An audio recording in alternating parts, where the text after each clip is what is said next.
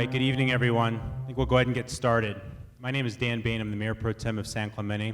First of all, thank you all for coming to our Toll Road Forum tonight. I wanted to take a quick moment to introduce a couple of other council members from San Clemente that we have. Councilwoman Kathy Ward is in the audience with us. And I believe I saw Councilwoman Laura Ferguson in the back as well. So thank you both for being here. Before I introduce our panel, I also wanted to take a moment to extend our thanks to our panelists for being here. It's a night away from loved ones after a long day of work, so we thank them for their time coming to inform the community and being with us. We greatly appreciate that, so if you could please extend them a warm welcome, I'd appreciate that.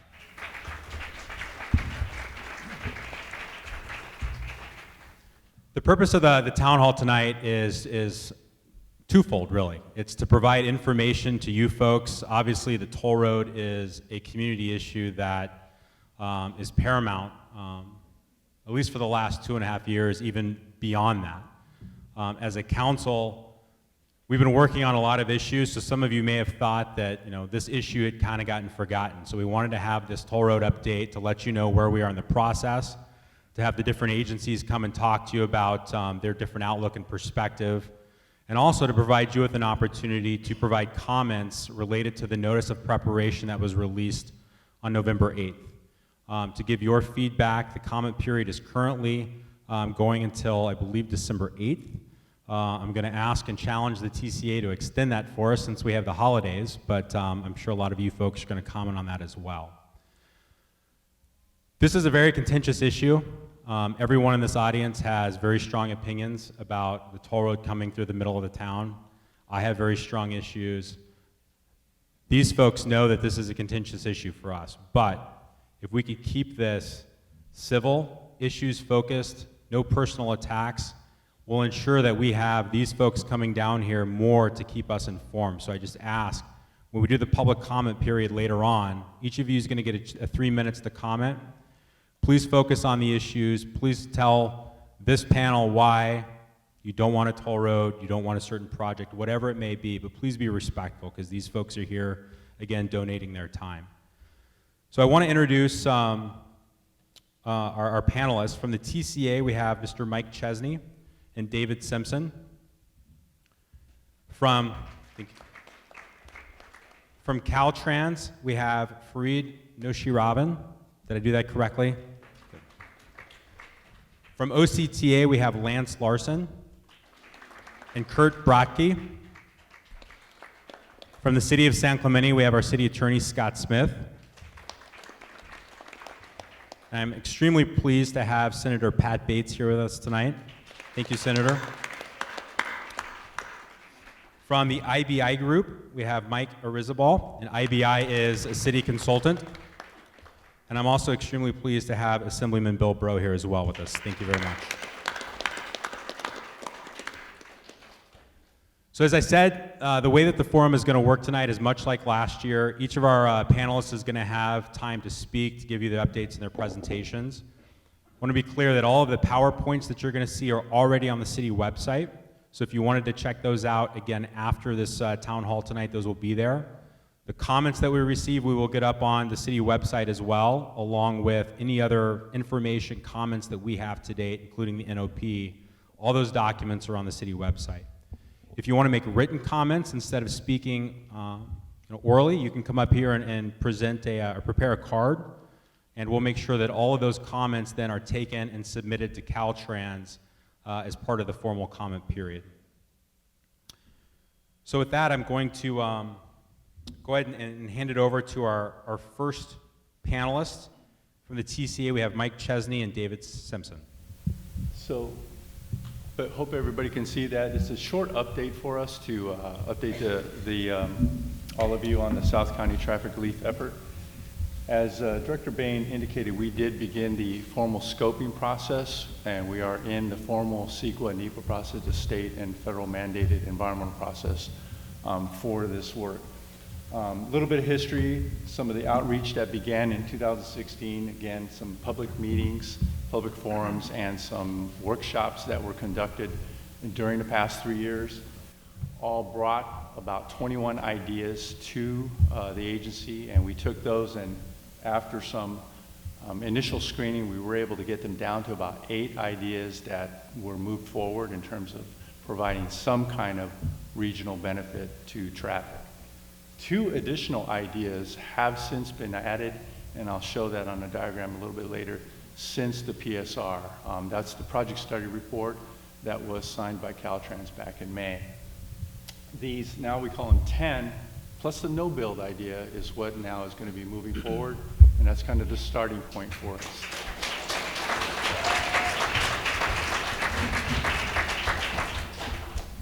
So here's a diagram which is on our website. It's actually, there is a website that I will refer to for this project. I really encourage all of you to go on there. It has a lot of information about this project, and this diagram is on there. And the 2 that were added are ideas number 22, which is in the green there, and that is Supervisor Lisa Bartlett directed county staff to study a short connection alternative to La Plata, and so we have added that, as well as 23, a little bit difficult to see, it's kind of on the bottom, and those are various options of adding carpool and hot lanes on I-5, and that was something that Caltrans requested us to put in as part of the PSR process. So our formal process is now, we filed a notice of intent and notice of preparation per NEPA and CEQA, and that was done on Friday, November 8th, opened up the public scoping period. It marks the beginning of our efforts into the formal environmental process, and this is where the public formally now can start commenting and providing input on our environmental document. Our scoping period, again, November 8th through December 9th, and we are going to have 2 public scoping meetings. And before I go on, in the back table, I want to get this right, we have the public scoping notice that has the meeting locations on there, as well as the formal comment card, right? I believe that's back there as well. Right.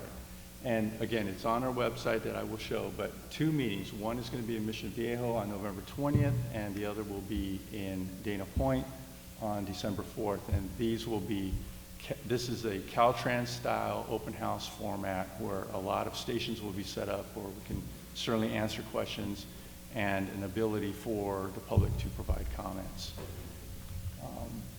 The formal public input, it will be on these 10 ideas plus the no build, and then the goal will be to continue to refine the purpose and need based on the comments we receive through the January through April 2020 timeframe. Here's a little bit more detail about the scoping meetings, and again, they are going to be a Caltrans open house format, and they'll have stations that talk about the purpose and need, the environmental process, and schedule and such. And there won't be any presentations or anything like that, and there will be an introductory video that will be shown. So this is just a timeline that shows kind of the process we've been involved in. A lot of what we've done before, the past 3 to 4 years, again, has been an informal process, and now we're entering the formal state and federal mandated environmental document. We are here. And so I like to point this out as well. We're within that gray circle, we're in the first bubble, which is the NOI, NOP, the Notice of Intent and Preparation. And we're only authorized by our board to go into that first bubble, with that first small bubble. As we progress through our work, we will be going back for technical studies and then preparing the draft and then the final document. And the timeline for that is 3 to 5 years with all the reviews and the technical studies that we'll do. So the thought is the 10 plus the no build ideas, we're going to vet those down within the next 6 months here to a manageable number. What that is, not sure, 2, 3, 4, not sure. Going forward into the formal environmental process, which then triggers detailed studies on all of them, including traffic, right-of-way impacts, all biological impacts, and anything to do technical studies on those alignments. And a no build automatically is one of those that goes through. So again, this is the website. Again, it's written on the handouts in the back. And if you go on here, you'll see everything that you saw here tonight in terms of the diagrams, as well as the information for the scoping meetings and how the public can comment. The public can submit email comments, can mail them in hard copy, or go to the scoping meetings and provide them there. So and here's the address to send written comments. And again, I believe this PowerPoint is available on the city's website. We can certainly get this out to anybody, but that's it. One thing I'd like to add, because it's come up quite a few questions on some of the alternatives that Mike has described, but they are being looked at as in told and untold. And specifically on item or alternative 22, that is being looked at both ways. And I don't normally speak for TCA board members, but I was highly encouraged, and I think it's important, given some of the comments I've heard, is that Lisa Bartlett does not support the any toll on that option. I appreciate that. Thank you for the presentation. I think one of the things that we wanted was really more information on purpose and need. You know, one of the things that I saw in the NOP, it talked about to materially improve traffic in South County, and there's really no metrics or anything that's guided to that. Where could we find metrics to know what sort of the purpose and need is, and secondly, what is considered a material improvement? Is there something you can sort of add to your presentation there to address that? Yes, Director. So on the website is a preliminary scoping report that's on there. I forgot how many pages it is, but it does talk in depth about the purpose and need and describes that. And then material improvement will show based on what the traffic study shows. We're going to have to use the latest Orange County OCTA model. Those get updated all the time. We don't know. We have numbers from years ago, but we need to use the most current numbers and see what kind of material improvement is shown on those alternatives. Okay, and then sort of final thought and question, and answer this the best you can. I'm going to throw some color on this, because we as a community want to know, is there any consideration that maybe some of the ideas are just too stupid to continue studying now? And is there any step in the process that we can look to sooner rather than later to have some of those ideas taken off? Unfortunately, Director, when we are in the formal NEPA and SCTRE process, we can't do that. We can't unequivocally just go and take items off. It has to be through technical studies. And if some studies have too much impact, then those will be vetted. So. Thank you both. Appreciate it. And can I ask, are you going to be able to stick around a little bit after if any of the community members have questions of you? Great. Mr. Nusharaban, please. I think I would like to mention that as part of the scoping process, which is the early stage of the project environmental approval process, informal process for us, is really to get inputs. We want to make sure that we are here to hear inputs, to understand what the concerns are. So those are the information that is going to be provided as a way of understanding what should the scope be, if the purpose and needs to be reevaluated. So all your inputs are important to us. We haven't really, there is no decision on nothing because there hasn't been anything done. There has not been a technical study. There is, so we are at the beginning, and I think I want to, on behalf of Caltrans, encourage that every input matters and will be considered, and that's why we're here, and that is started this process.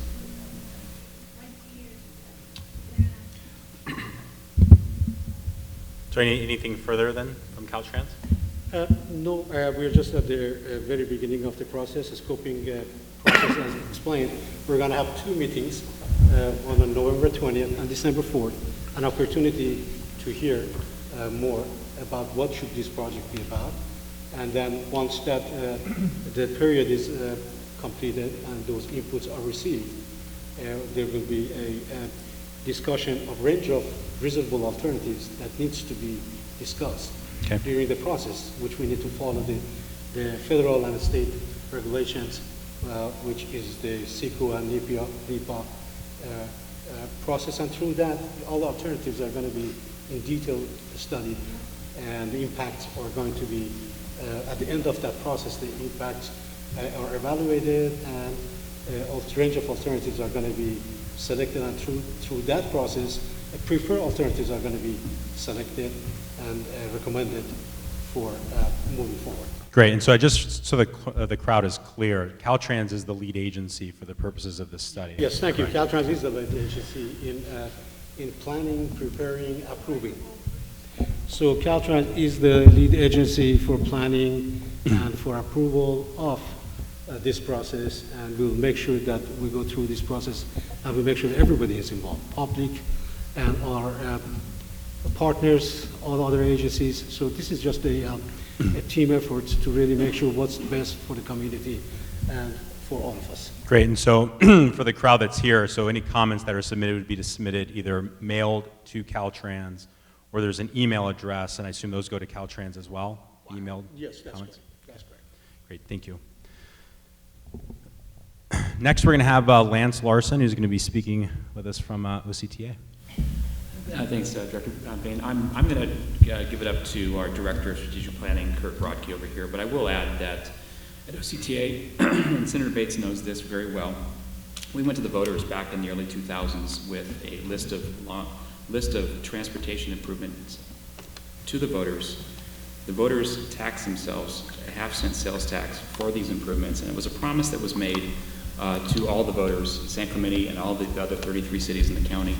And just want to make the point that before we went to the voters, we had a long plan, and that plan was vetted by the state of California, by Caltrans, got their approval before we went on the ballot. So here at OCTA, this is we call it the M2 and Measure M, the ordinance. It's kind of like our Bible. We read it every day, we look at it, and our whole mission is to ensure that the promises that we told the residents of Orange County that we would deliver those as long as the measure lasted, which is up until 2041. So. We will talk about those. If I can have the, thank you. So thank you, Lance. Thank you, Merton, for the introduction. OCTA recently made a presentation to our board of directors. It was made on October 28th, and we walked the board through potential comments that we would be making on the SCTRE document, the state environmental document, and the federal NEPA document. So what I'd like to do today is walk you through that presentation, at least an abbreviated portion of that. So you're just informed on the conflict areas that we see that are emerging as part of this process. So this slide is on the city's website available for you, but I'll just highlight a couple things. On the left is shown the TCA process that's been really underway for quite a while. And then on the right are some of the OCTA highlights of the planning process that we've been engaged in. I'd like to point out a couple things on here. Every 4 years, we prepare a long-range transportation plan. It's countywide in nature. The program of projects goes in that, and that rolls up to the SCAG level for the regional transportation plan. Projects have to be included in that plan in order to move forward in the project development process. So our Measure M Freeway program is in that plan. Was also approved, as Lance said, by voters in the 2006 timeframe. So I want to walk you through some of the conflict areas that we've noted that are in this particular Caltrans process in particular. And specifically, our comments relate to some of the new I-5 carpool lanes that opened all the way down to Pico that included the improvement at the Pico interchange, as well as improvements that are planned farther south, and then also that are in construction farther north. And then I did want to point out we went through a very extensive planning process that was completed in 2008, known as the South Orange County Major Investment Study. That essentially became our guidebook for transportation improvements in South County. And I want to show you a map of that and everything that's been done that's been included in that plan. So this map really highlights over $1 billion in freeway improvements that have been implemented in South Orange County. Much of that investment was between Coast Highway and Avenida Pico, including the improvement at the Pico interchange. But there are also improvements that are in construction right now between El Toro Road and State Route 73. It includes a short extension of a carpool lane in that section, but also major general purpose lane improvements that will essentially add a lane in each direction in that section of the freeway. So many of you who drive through that area have seen that construction underway. That's a major project. It's nearly $600 million. And it includes our Measure M program as well as state and federal roads. So that's a very important aspect. Some other things to point out on this map include some of the arterial improvements that have moved forward. I would just point out that the Los Patrones Parkway project that it goes from Oso to Cow Camp Road, much of that is open to traffic now. That is a county road. It is also on OCTA's master plan of arterial highways. It's also the subject of the Caltrans study as well, and we'll talk to you about that momentarily. So kind of moving on, in terms of specific issues that we see, I think tonight I wasn't going to go through all the alternatives with you, but at a high level, these were the ones that were included in the prior planning document, not the SCTRE NEPA document we're in now, but the planning document that was approved by Caltrans in May of this year. So 2 of those are east-west connectors. They're labeled 9 and 18 on this map. And again, if you download it from the city's website, you'll get more information. 2 were I-5 widenings that were high occupancy toll lanes or GP lanes south of I-405. There were also 3 241 connections to I-5 labeled 13, 14, 17 on this map. And then there was a Los Patrones connection to La Plata. That was coupled with I-5 hot lane, so those projects were distinct. That is, they did not necessarily connect to each other, but they were labeled as one alternative. So the conflicts that we see are shown on this map, and the first one is the Measure M funded carpool lanes that are under construction right now, as well as the general purpose lanes from El Toro to State Route 73. This is the same segment that Caltrans is proposing to do something different with as part of this study. So our major issue on this is that it's proposing to convert at least a portion of that project to high occupancy toll lanes, even though the project is under construction now. So it seems at best premature to be engaging in this effort while a project is under construction. Further, that area has major right-of-way constraints that we're dealing with right now. We're in right-of-way acquisition and construction simultaneously. We've been able to minimize the right-of-way requirements by shifting some of the design features around to minimize right-of-way, and that's working well. And that project is already approved through the environmental process because we're in construction. Area B on here is the other conflict area that I noted, and that's the potential conversion of Los Patrones Parkway from a local road, that is a county road, that's on the master plan arterial highways, to a toll facility. And we have an issue with that just because the county went through a process to make it an arterial roadway, and what's being proposed could potentially be a toll facility. So that doesn't seem to be keeping with the promise made to the voters. And then farther south, I had mentioned the improvements to Pico. That carpool lane is also proposed to be converted to essentially a high occupancy toll lane. Again, that just opened in 2018. That's a major concern of ours. And then finally, we have a planned project south of Pico to extend that carpool lane project, which opened in 2018, to the county line area and into San Diego. The planning work is essentially stalled on that due to the effort that we're in now. The Caltrans and TCA mentioned some of the new alternatives. I don't need to rehash those with you tonight, but those relate to Los Patrones Parkway. And then some of the new concepts pick up Pico South and look at adding 1 or 2 lanes in each direction in different lane configurations. So as we work on our comments, we'll be noting some of these conflicts with the plan. I would note that we have a South Orange County multimodal study that's just getting underway. Our preference is to deal with the issues that you're here today as part of that study effort. And I would note that OCTA is not opposed to high occupancy toll lanes in the right place at the right time. We own and operate the 91 express lanes. That's essentially high occupancy tolling in the median of the 91. We're in the process of constructing the 405 project from 73 to 605. That 14-mile project includes express lanes, high occupancy toll lanes in the median. It also includes general purpose lane lighting. Again, though, the right place at the right time. And I think that's our overall comment, is that we're running into conflicts with our own projects and planning at this point. And again, we would encourage a more thoughtful approach as things move forward in the future. Thank you, sir. Great, appreciate it.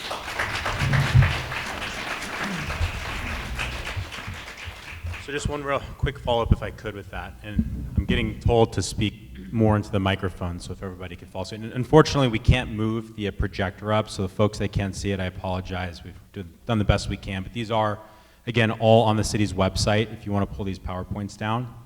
So you mentioned a couple of areas of conflict. How do you see those getting resolved? Is there a process by which Caltrans, OCTA, TCA address that, or is that just sort of dealt with through the scoping and comments on the DEIR?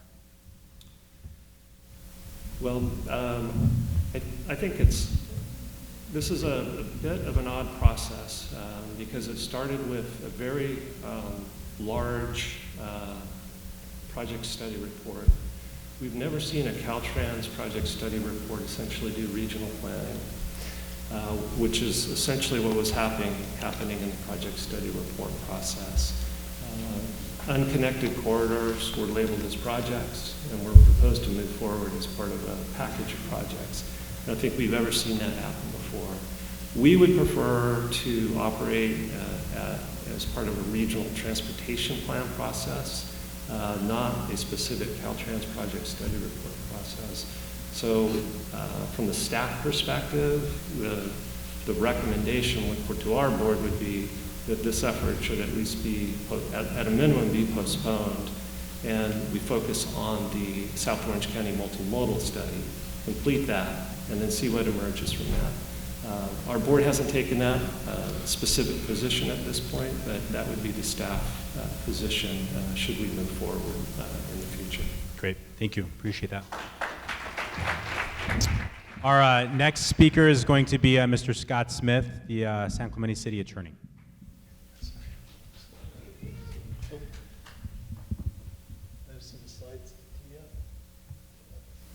While that's happening, I hope, Mayor Pro Tem Bain, it wouldn't be inappropriate to take a second to recognize the passing of William Willett Jr.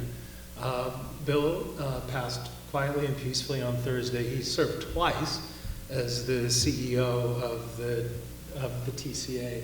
Also was the first city manager of two members, Irvine and Aliso Viejo.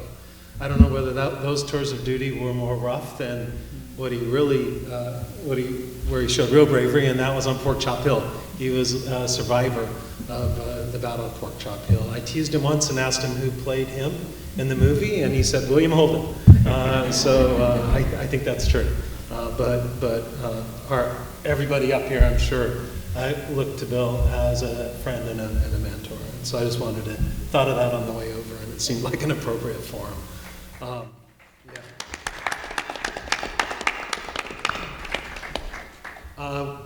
With that, I wanted to say one funny thing about Bill. I was there when Carl Warkomski on the Aliso Viejo City Council voted to hire Bill as their city manager, and they knew each other because Carl had been arrested protesting outside the Willett residence in opposition to the 73 freeway and the Laguna Canyon damage that did. But they made up and were able to work together. And so in that spirit, I want to raise, with due respect, some pretty adamant criticism that my client, the city council, has charged me with furthering in court in opposition to this process and to these ideas. Our firm, in concert with Shepard Mullen working for the Reserve HOA, filed a lawsuit challenging all this.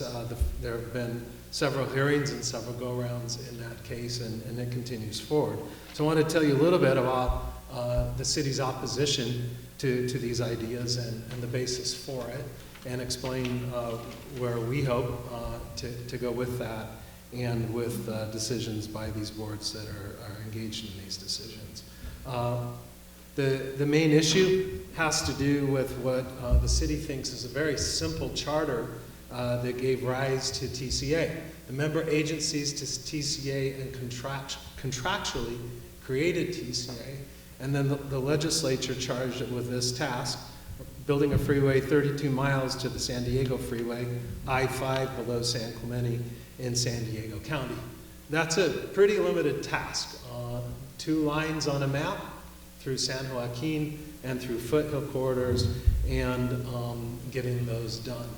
What's being scoped here might be something that Caltrans can do because they have super genie superpowers, but they can't use our money to affect them, especially if it means diverting taxes that we've paid for long-planned, long-standing free improvements and closing them and charging us again through tolls. We calculated roughly that the average home buyer in San Clemente over his or her lifetime in using the toll roads will pay $150,000 to use those roads. That's in addition to state's transportation taxes and the Measure M taxes that you heard about. So that idea originally was envisioned as a green alignment.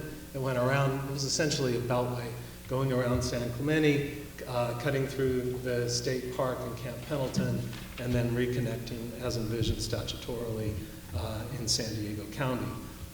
There were a myriad of legal challenges spanning most of a decade to that so-called green alignment. Ultimately, at the end of 2016, TCA, Caltrans, and others settled that lawsuit with the opponents in a series of agreements that, first and foremost, protected San Onofre and the state park. That was the good news. In fact, the San Clemente City Council is on record as not wanting that alignment to do that destruction.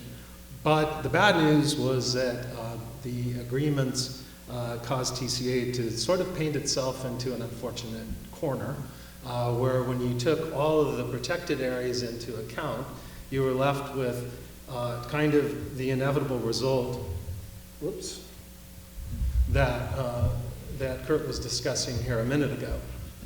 If you have to build a freeway and you have to connect it to I-5 and you can't go where those agreements prohibit you going, then you have to go through San Clemente.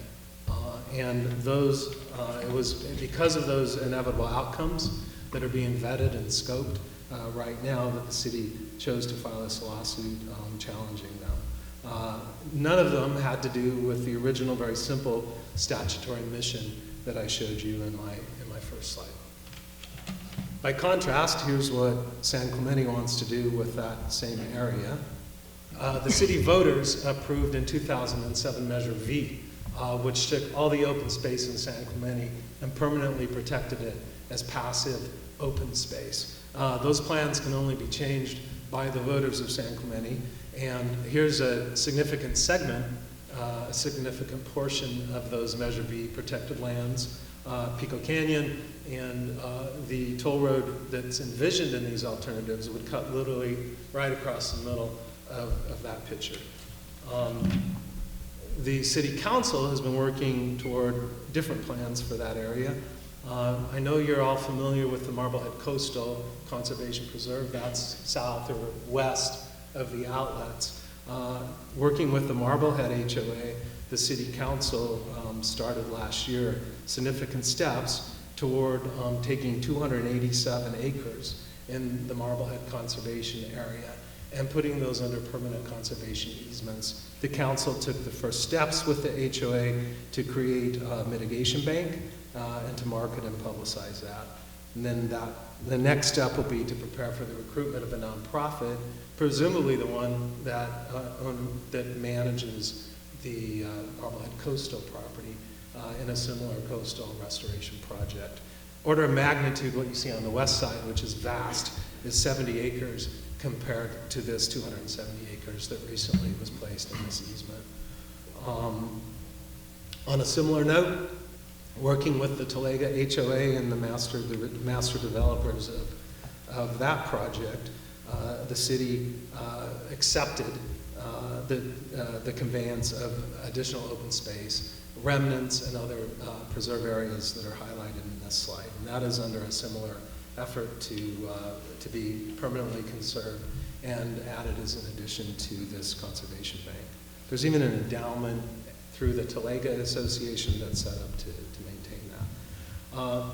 Because of that stark contrast, the city, as I said, filed a lawsuit. These are the key points. I'll just run through them quickly. First and foremost, TCA and Caltrans lack authority to alter the statutory route. It was black and white, drawn on a map in the statute, and it can't be diverted to another location. Secondly, TCA can't close free county arterials once they're open. Los Patrones Road is opened and dedicated and accepted by the county as a free and open arterial. It can't have toll gates put in it to close it off. Alternatives 14 and 17 conflict with regional and local general plans and the transportation master plans that you've heard described earlier. TCA can't collect fees to build a freeway. It canceled. Where you and I, when we bought our homes, paid fees for a beltway that went around us and provided that access to San Diego. You can't take the denominator for that fee that justified it and cancel it and keep the money in the numerator. So that argument that's been brought against the city by developers and people who pay that fee has been forwarded by the city to TCA in this lawsuit. And then finally, traffic relief, it's a nice slogan, it's a nice value, but it's not an accurate, stable, and finite project. There is no methodology, no numerical goal there's no modeling, as you've heard, in the TCA project documents to tell you even what it's about. And so the city's lawsuit and the reserve's lawsuit challenged that. Outside the lawsuit, the city's position is that Caltrans should not redirect South County share of state taxes and Measure M funds to other areas and then charge us a third time to build a lane on the I-5 that we have to pay again to utilize. Seems to make sense. In my mind, there's a serious legal question about whether you can bait the voters with a Measure M HOV lane down I-5 and then switch to a closed toll lane and keep the money.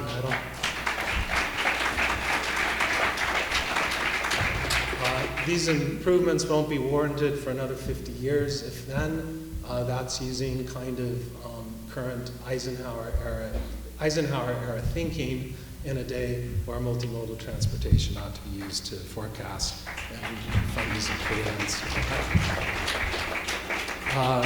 The city actually has provided the only public methodology that Mike's going to describe about Alternative 22. We think TCA knows what Alternative 22 will do, but they have not published that. We think for 10% of the cost, it'll do 90% of the work that these freeways through San Clemente would do. And so they ought to drop out right now. Some ideas are just too stupid to study, much less build. At this stage in the process, Caltrans and TCA have dropped several alternatives out of what was originally scoped. We've urged time and time again that these alternatives be dropped out. They don't have to press forward. The clock could be stopped or rewound to reinitiate the process to exclude those projects and include alternatives that are more reasonable and more plausible. So that's it in a nutshell. That's with due respect to my colleagues up here who are doing their job. The city intends to go for full force in these lawsuits. The NOP will be challenged. The EIR, EIS, environmental documents will be challenged. We just don't intend. I'm a resident. All the lawyers in the case are residents of the town. We don't expect to see this come to fruition if there's anything we can do about it.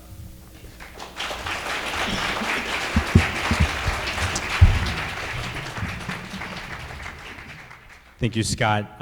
Next is Senator Pat Bates.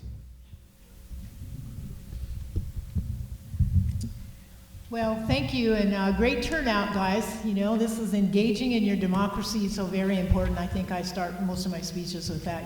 We are a government of, by, and for the people, and it's great to see you all here. And I want to thank the City of San Clemente for hosting this town hall meeting and certainly providing us, your state representatives, Assemblymember Bill Bro and myself, the opportunity to participate tonight. And I'd like to say I appreciate the presentations of TCA, OCTA and Caltrans and the city on what is, I think, probably the most pressing issue that we have in terms of quality of life, and that is South Orange County mobility. We all know what we put up with as we try to travel the I-5, certainly to friends, relatives, and any events in San Diego, or get ourselves back here on time.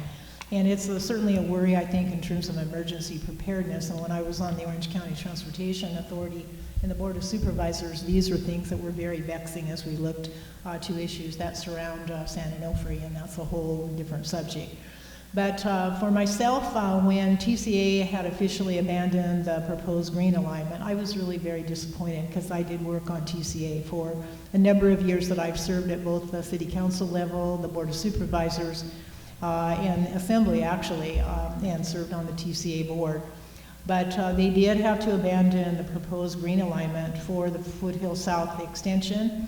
And at the same time, when they lost that, they announced its intention to seek an alternative project solution for traffic congestion relief. Assemblymember Bro and I have been ready to assist at the state level when needed. However, we have stood firm that our support of any future toll road solution, any of those alignments, must be acceptable to the communities that those alignments would traverse. It was our hope, however, that there would be a mutually beneficial solution for all South County residents that would emerge from that original presentation.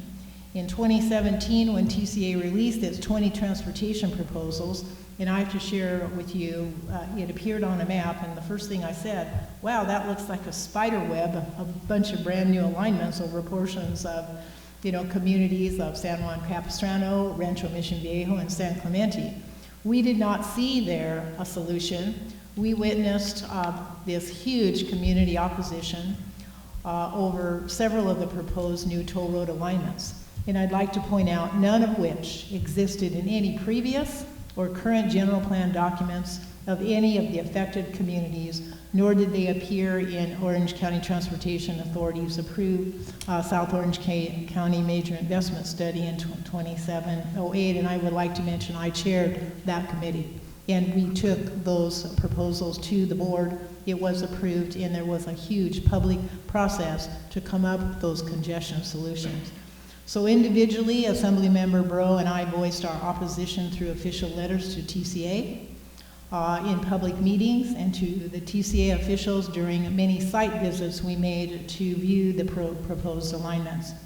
An alignment of particular concern and eliciting our strongest opposition, and I believe the strongest opposition from the community, is Alternative 14, which if built will cut a new path through the heart of one of San Clemente's protected and established open space corridors, cause significant impacts to an existing residential neighborhood and the existing high school. Given the extent of these impacts, alternative number 14 can irreparably impact the community of San Clemente. It should not warrant any further study. It is the first alignment that should be removed.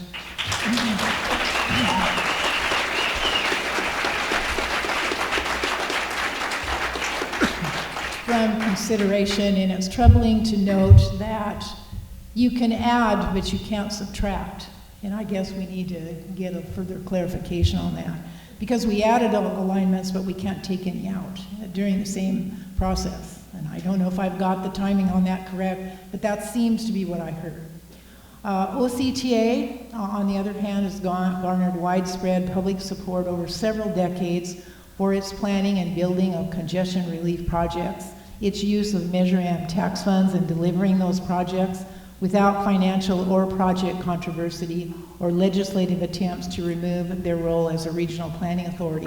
As you know, at the state level, we have been inundated with opposition to the proposals. It has spawned many legislative attempts on the project and on the reining in TCA's authority. It also has raised many, many concerns regarding the financials of TCA.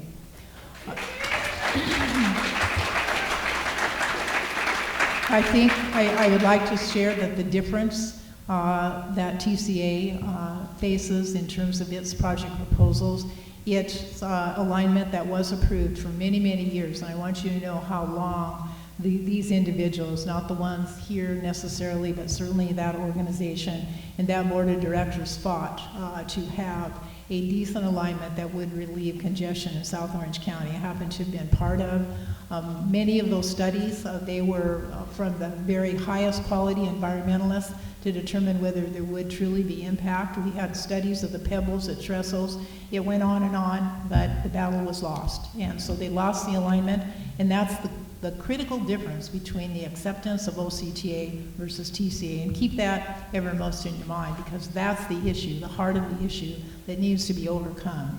In closing, I want to emphasize I stand ready to work with all the agencies, TCA, OCTA, Caltrans. We work with Caltrans in the state. They're very receptive when they come to our office and we have questions for them. So all of these gentlemen and ladies who are in these agencies, their mission is really to serve the public. It's just that there are obstacles thrown in their path and they try to find ways around them, and many times those are not the ways that really embrace what the people want. So coming to the people, by and for the people, is probably the best way to solve the situation we find ourselves in. So I am here to serve and work with our partners, and in particularly our local governments, to find relief and solutions for our region, excuse me, that will bring the greatest benefit with the least impacts to our quality of life. And thank you for the opportunity to participate.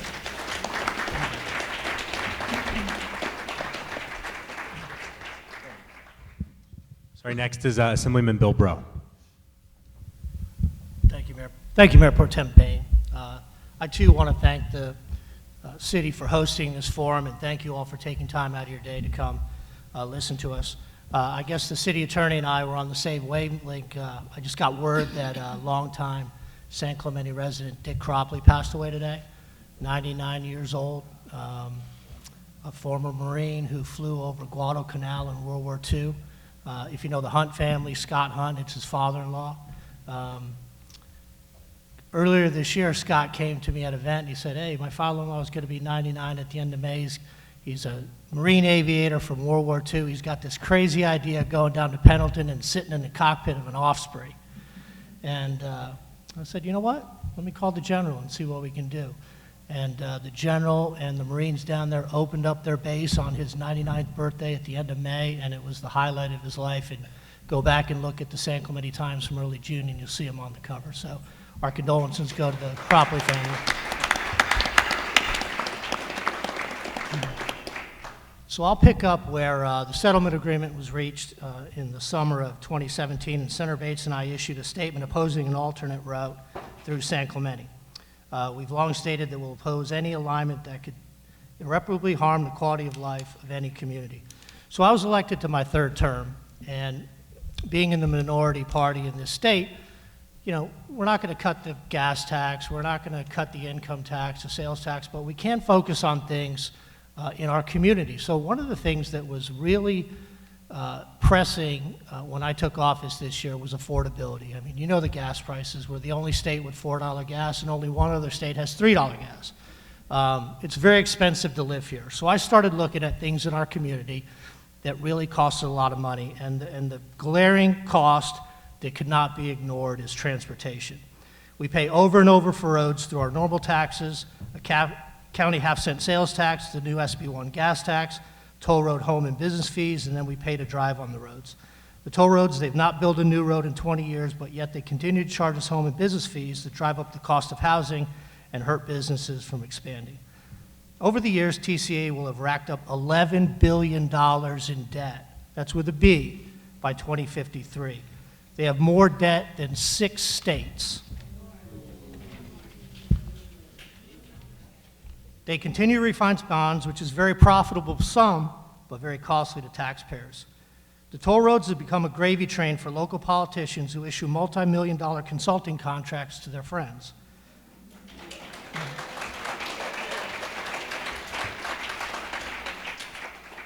Given all this, I introduced Assembly Bill 1273 to return the TCA to its core mission as a toll road operator, not a planner, and I was immediately attacked. The opposition wants the status quo, but I don't. Here's what I found. It was time to rein in the toll roads and bring them back to their original mission as a toll road operation. When created, the tolls were not supposed to last forever or replace in perpetuity state funds. Tolls have been increased repeatedly to keep pace with expenses and debt payments, nearly 12 times on the San Joaquin route alone. Where is all this money going? Home fees, business fees, toll revenue, excessive fines. Why do we need two transportation agencies and a toll road agency planning South County?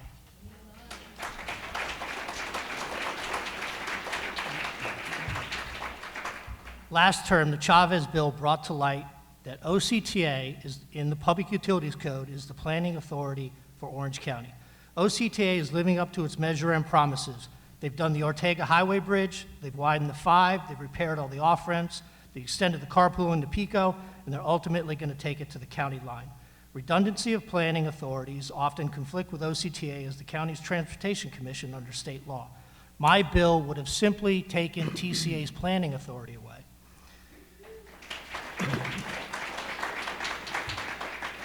It's been the planning the last 2 decades that got the agency in trouble. They could not get the green alignment approved through any regulatory agency. They spent millions on lobbyists and consultants, and in fact, the LA Times exposed some consultants for overcharging, overbilling, and misuse of public funds. Stopping their planning authority was the purpose of my legislation, to focus them on paying down the debt and getting back to their original intent.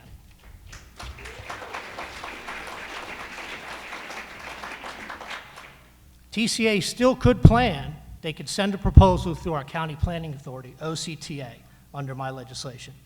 Millions has been spent in an attempt to build public support for these unpopular ideas, which many see as simply more to prop up the TCA than to improve transportation.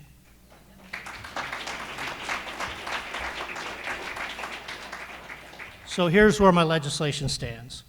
We agreed with the chair to make it a 2-year bill, so it's not subject to the legislative deadlines.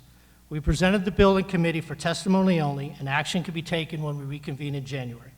Local elected officials agreed to work on solutions to reform the agency, which Senator Bates and I agreed to discuss when we came home on break.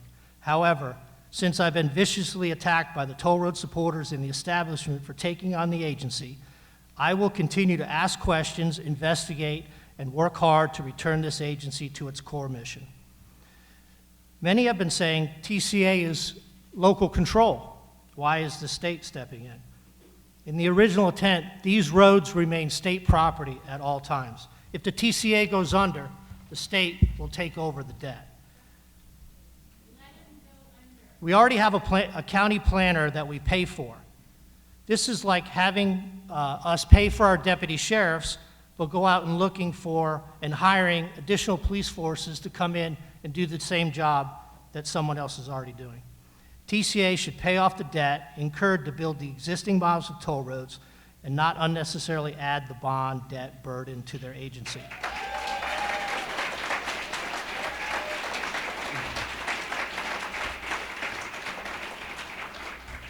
Caltrans should work with OCTA to move traffic forward and relieve South County of any congestion. Here's the actions I'd like to see taken. Alternative 14 continues to jeopardize San Clemente. This road, I believe, will not be built, and I think TCA knows it.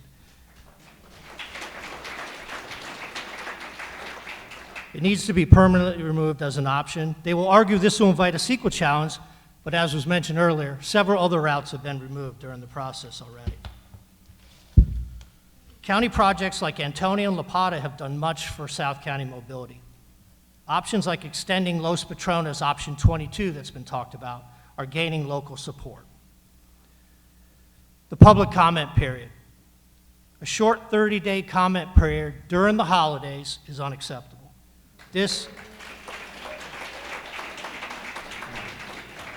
The period needs to be extended 90 days. Caltrans is a lead agency should be the only entity receiving these comments, not TCA as currently constructed.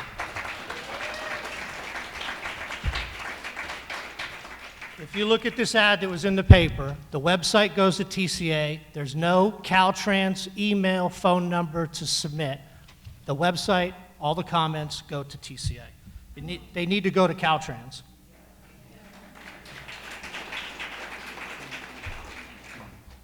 An audit. There's an accusation of abuse of taxpayer dollars. I have yet to see a complete audit that does more than simple accounting. We will wait and see on the scope and breadth of what the upcoming internal TCA audit shows, but we need an outside forensic audit.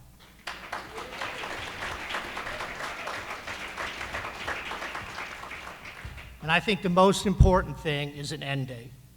It's time that that date is known, not perpetuated, and not extended through future project and refinancing debt.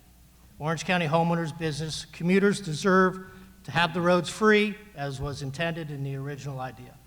In conclusion, I continue to have a great amount of opposition to introducing a bill to return the TCA to its core mission as a toll road operator, pay off the bonds, and turn the roads over to the people as free, which was the original intent.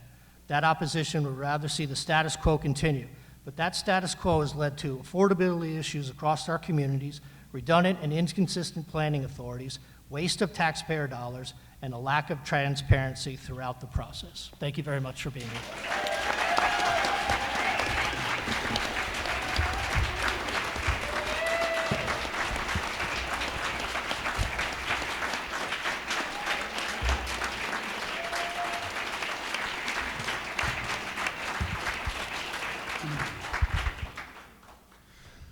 So we're going to move into the next portion of the evening, which is public comments. But before I get there, we have a bunch of elected regional officials here, and I just want to take by a showing of hands. Does anyone favor any of the proposals that we have right now?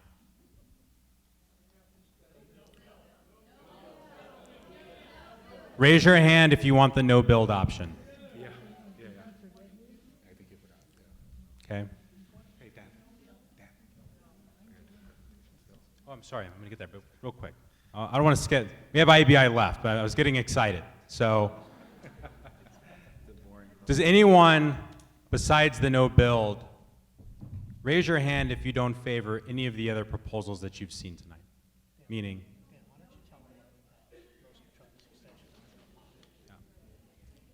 Okay, so I'm going to try to say this not in the negative, but we've had a no build option, which we had a resounding show of hands. Yes, you want. Raise your hand also if you do not favor any of the proposals that you have seen tonight. Same as the no build. Okay. So I think that speaks volumes. I know we're going to get to public comments soon, or we're going to have IBI speak, but before we get there, a couple of questions that keep lingering in my mind that still haven't been answered yet is, what is the proposed project? Generally, when you see an EIR, you don't have a range of alternatives, you have a proposed project. So I challenge TCA Caltrans at some point tonight, preferably or otherwise, answer that question for us. Is it going to be a highway? Is it going to be a road? We would all like to know what that project is. Second, we would like to know what is the justification for the project. What are the traffic numbers? We keep hearing very broad statements about there is traffic on the 5. I drive the 5 every single day, every day, weekends included. I don't sit in traffic forever in San Clemente. I don't sit in traffic forever in Dana Point. I don't sit in traffic north of that. It's anecdotal, but I would like to see that information as well. And I haven't seen that yet. I think that's what a lot of the folks here came to see. So with that, and that prelude, we'll go to IBI, who I think has some of those answers. All right, just to give a little background, we were initially commissioned by the city of San Clemente to identify and evaluate alternatives to 241 toll road extension. The primary goals of that study effort was to improve mobility by evaluating a series of roadway improvements and network modifications, which we call packages. That effort allowed us to identify from a high level what those deficiencies were. We use metrics like vehicle miles traveled, vehicle hours of delay, and vehicle hours of travel as primary indicators. What we found was that the build-out of OCTA's LRTP preferred plan, which Kurt alluded to earlier, just building that out would result in significant benefits to the study area, both South County and in San Clemente. The study results also showed that the east-west roadways, along with their connections to the I-5, were actually the primary areas of concern. Which brings us to today, which our current effort identifies and evaluates new alternatives while considering effects in neighboring cities. We consulted Rancho Mission Viejo, San Juan Capistrano, and Dana Point throughout our process as we're developing our alternatives. So the next slide just shows what our study area is, all in red there. Dashed line is San Clemente. And then just a refresher, what we've talked about, the green alignment, that's no longer being considered. And then our old packages 2 and 3, which included F Street connections to Cow Camp Road, La Pata widening, and then a La Pata extension. Which brings us to alternative 22, which is what Mike Chesney with TCA brought up. It's part of the South County traffic relief effort. We've further refined it into 22A, C, D, and E. Each alternative, just again as Kurt discussed, use projects that are built into OCTA's LRTP preferred plan. So we refine what these are based on our discussions with Rancho Mission Viejo, primarily providing access to and from Planning Area 5. So you see in D and E, you have 2 interchanges that go within Rancho Mission Viejo. Just to note, alternative 22B was eliminated from our evaluation. There were geotechnical constraints with trying to connect to Ortega Highway. So that was removed from our study there. And then this is just our background scenario development. It includes all our OCTA projects, Ortega Highway widening, I-5 extension between San Juan Creek and Pico, and then our I-5 extension between Pico to the county limit. So all those projects are built into the analysis scenarios that we looked at. And what we did was just make modifications connecting Los Patrones or extending it to La Pata. Will not bore you with all these numbers. It is available online to look further into. But if you could see between the alternatives A, C, D, and E, it looks like D and E are resulting in the lowest VMT, VHT, and VHD from a traffic number perspective. Sure. VMT is vehicle miles traveled, so it's your number of cars that are traveling multiplied by the distance that they're traveling. So obviously you want a lower VMT when we're looking at that metric. VHD is vehicles hours of delay, so that's the number of hours on a daily basis that you experience delay. So each person multiplied by each car. And then vehicle hours of travel is how much time you spend on the road. So obviously the numbers that we're looking at here, we want to be the lowest possible when we're looking at what benefits there are to South County and within San Clemente. So on this slide here, if you look at the do nothing, the VMT is obviously the lowest because you're not building any roadways. So your vehicle mileage travels will be the lowest. And if we look at our alternatives 22, which is connecting Cow Camp to La Pata, we're all pretty in line with each other. It's between 3.7 and 3.8 million VMT. We look at comparison between vehicle hours traveled and vehicle hours of delay.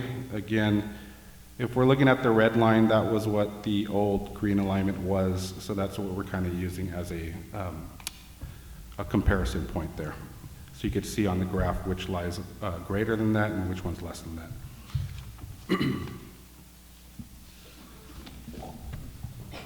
Next slide is what we used, again, OCTA's model to come up and extract different volumes on a daily basis on each one of these alignments. So this is just what was analyzed previously. The green alignment, about 11,000 vehicles would be forecasted to use it in year 2035. Package 2, that little piece that connects Ortega to Cow Camp Road, that was about 20,000 vehicles, and then 15,000 vehicles on the La Pata extension. So we did the same thing for our alternative 22 scenarios. Remember, this is the one that's connecting Cow Camp Road to La Pata. So in 22A, about 15,000 vehicles would utilize that or forecasted to utilize that.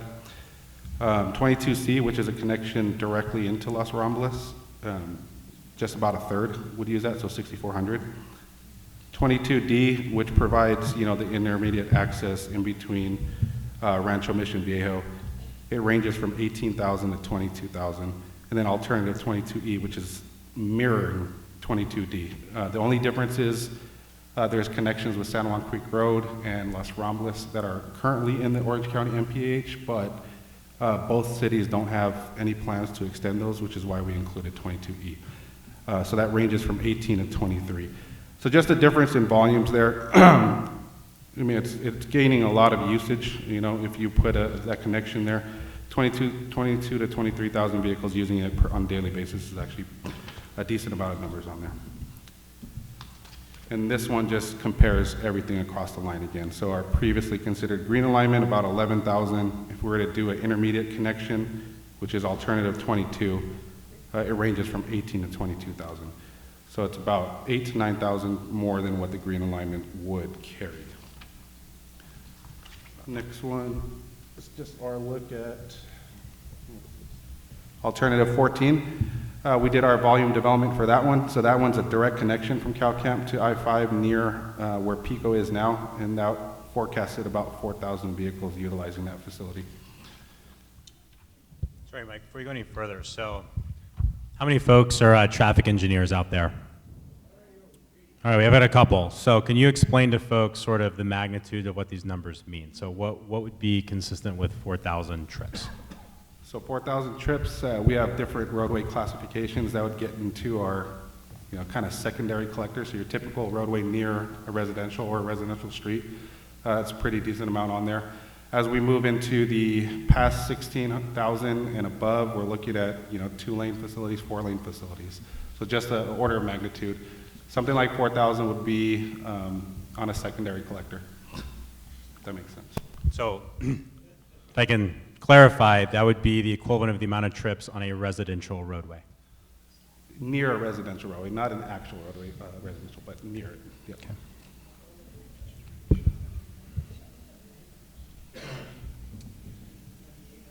We also evaluate what the travel time comparison is because people want to know how fast they could get to the county line from Oso Parkway. So we evaluated each one of the 22 alternatives on through that. So from the slide, it's about 20 to 25 minutes, depending on which alternative you're looking at. So they're all pretty close. 22D was the one that had the least amount of time to get from Oso to the county line there. So it takes about 21 minutes to get there in the AM, and then about 21 in the PM as well. We also selected key roadways in San Juan Capistrano just to see what our effect would be of putting an alternative 22 in their city. So you could see in purple we identify increases of 500 vehicles or more. In orange, between 100 to 500 vehicles, and then in yellow, less than 100. And green is where we show the volume reductions. So you could see the differences in each of the alternatives there.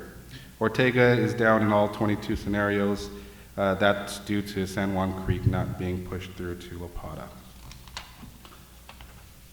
And then the next slide just shows the actual numbers that correspond to that. So you could see just what the range is. So instead of saying more than 500, you could actually see what the number is there. We also did the same process with Dana Point. We looked at select roadways within that city just to make sure what we were doing and what alternatives we were looking at, what the volume increases or decreases would be. You could see in general they're mostly going down with any of our alternatives. There is a slight increase on Coast Highway, which was due to some rerouting based on the connections to Lenovia.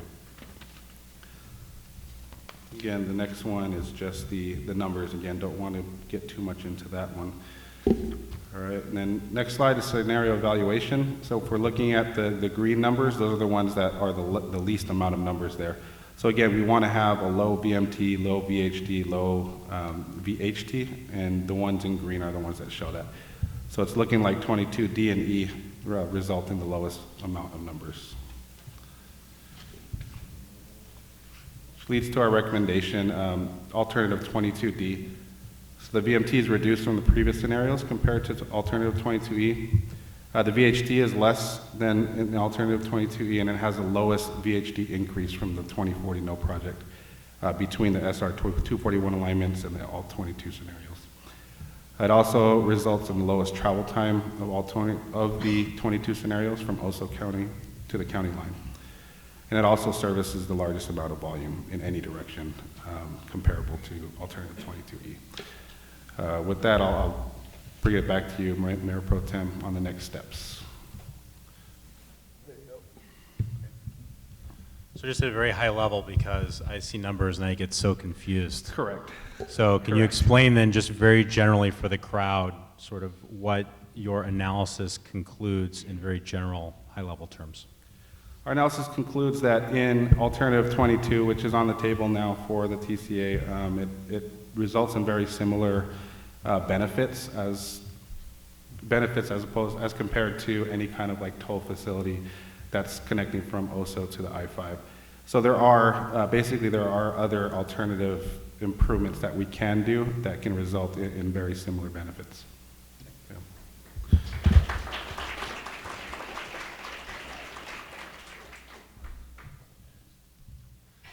All right, so now we'll go to public comments. I apologize for getting too excited earlier.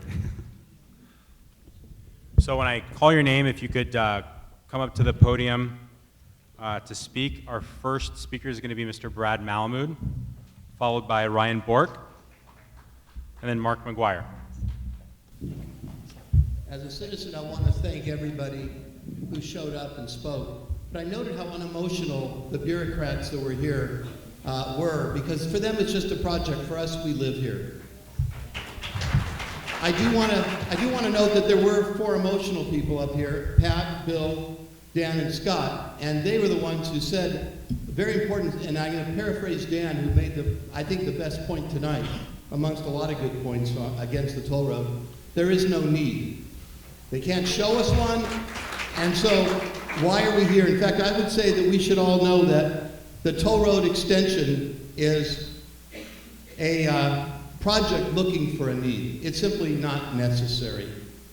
If we didn't have the TCA, Caltrans would not be coming here to build a road.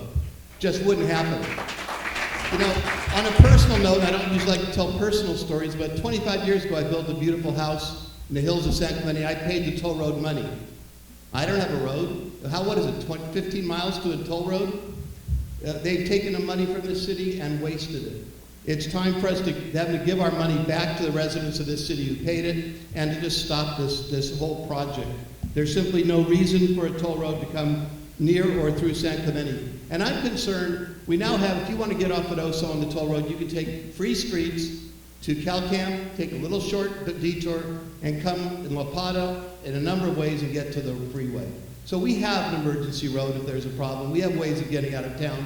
We simply don't need a toll road that really literally will have to just take traffic off of our public streets and onto the toll road. And I'm not an expert, I'm sure that Pat or somebody else is, but I think they're 50-mile-an-hour roads.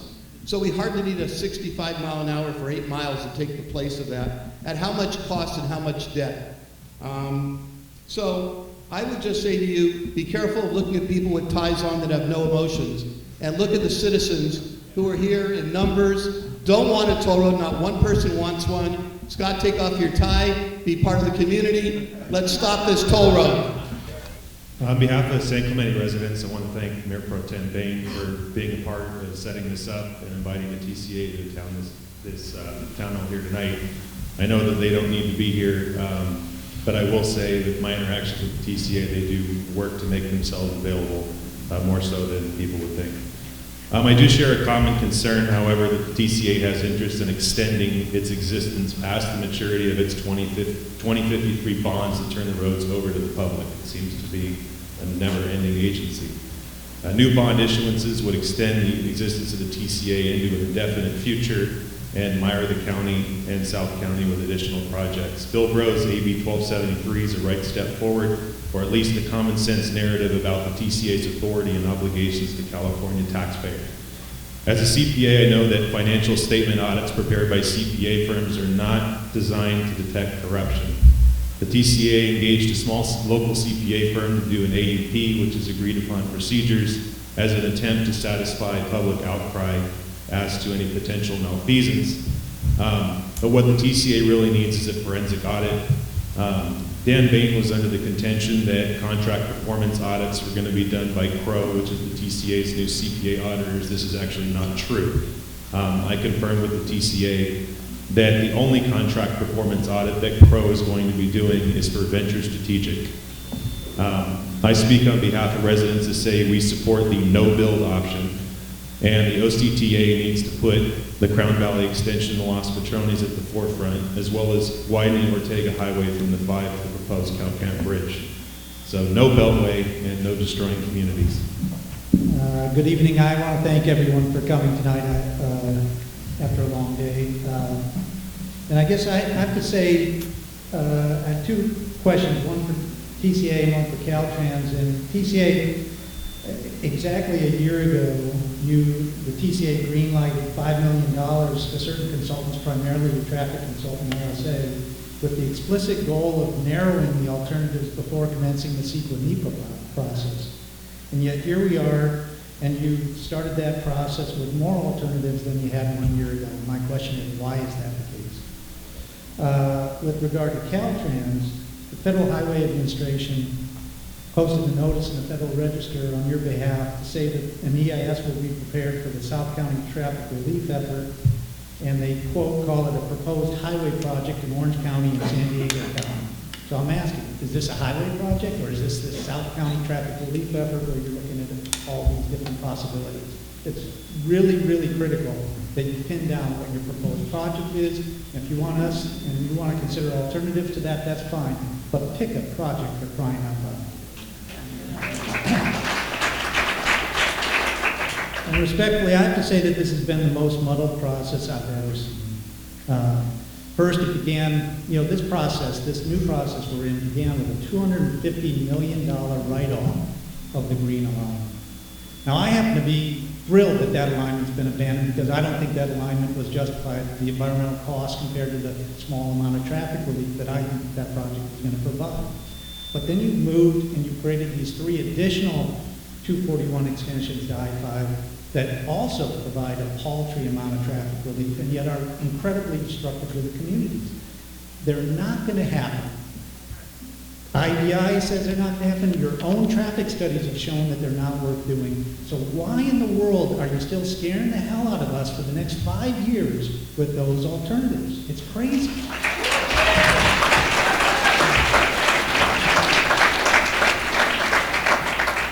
And I guess I just have to say, with the rest of the alternatives, when you look at those alternatives, several of the alternatives should be OCTA alternatives. They're not your alternatives. Get out of the way of the OCTA.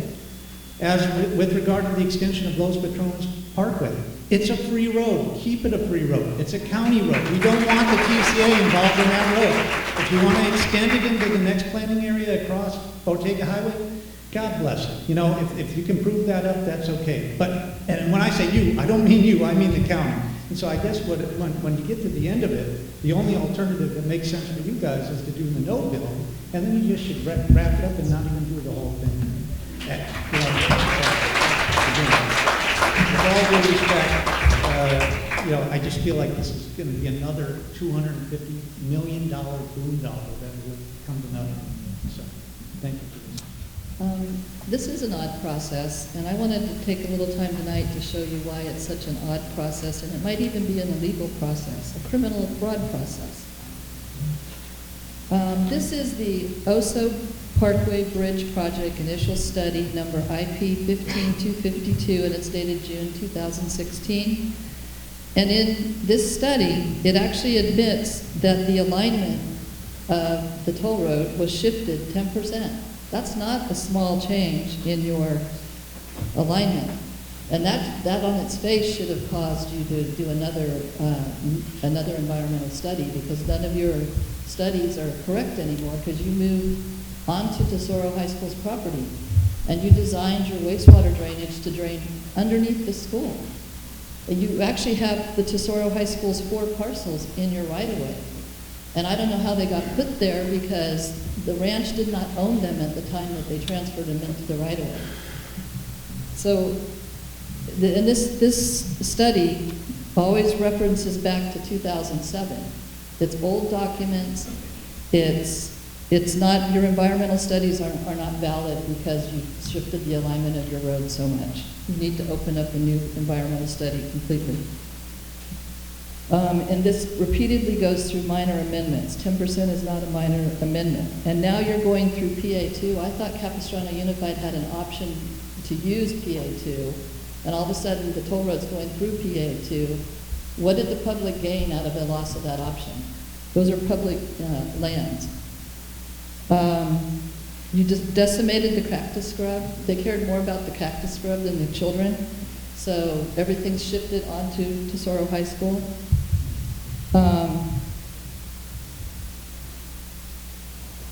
You gained 98.71 acres of conservation area, but you have a road with no protective barriers on Tesoro High School.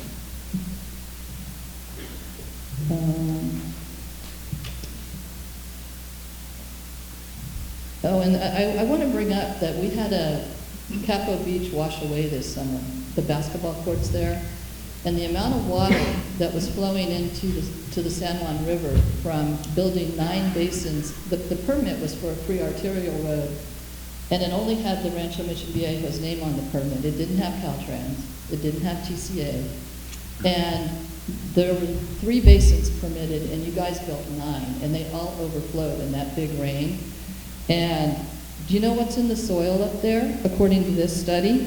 DDT.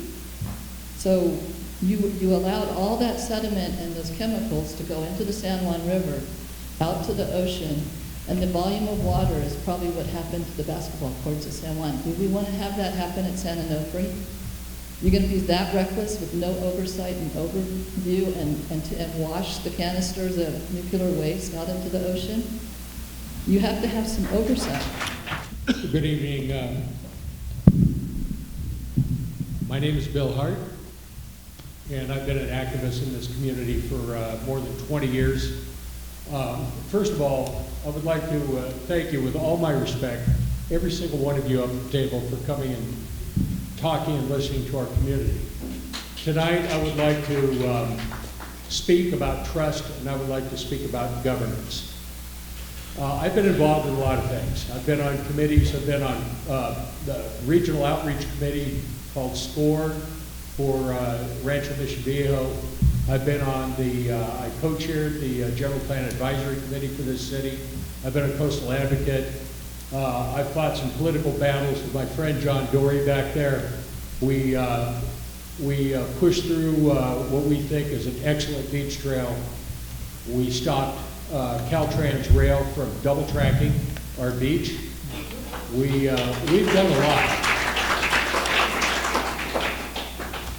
And through all these fights and these battles, I've never seen the community so united as when this toll road was proposed.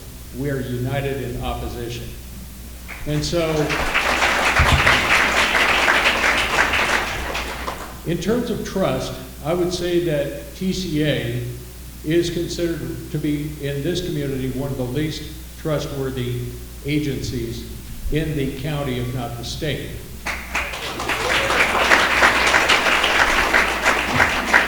In terms of governance, I am appalled. I am appalled that TCA and now Caltrans seems to be stepping in and usurping the planning authority for regional transportation from the rightful agency, which is the OCTA. I cannot understand that. And I think that somebody has to take a step back and take a very, very good look at that. Because otherwise, Assemblyman Breaux makes a very, very good case with AB 1273 to start stripping authority away from TCA.